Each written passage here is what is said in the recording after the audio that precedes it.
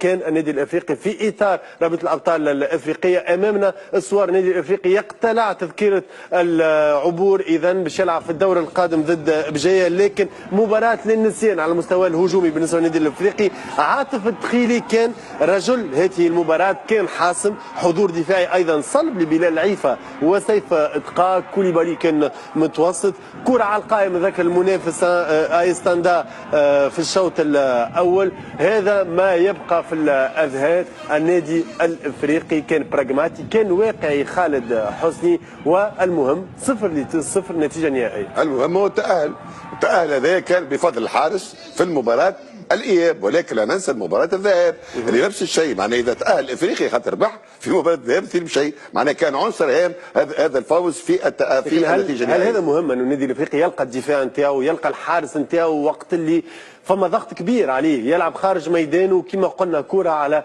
القائم وهجومات بالجمله؟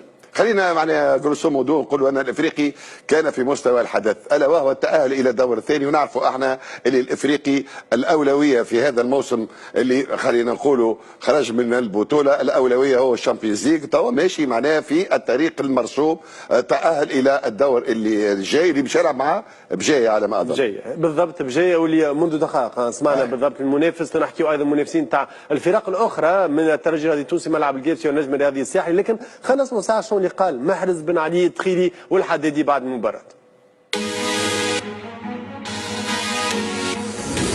طقسه كنت سخون برشا، تيران سنتيتيك، قمنا بالواجب، ترشحنا وان شاء الله نكملوا نخدموا. بارتي الافريق ديما تلقى بارتي صعيبه. اليوم الحمد لله كيف ما قلت لك الناس كلها واقفه مليح، الناس الكل حتى باش نروحوا بالكاليفيكاسيون للجمهور نتاعنا نفرحوه. والماتش هذا نتعلموا منه برشا حاجات، سورتو باش نتعلموا ناخذوا ماتشات من الماتش اللي في بلادنا.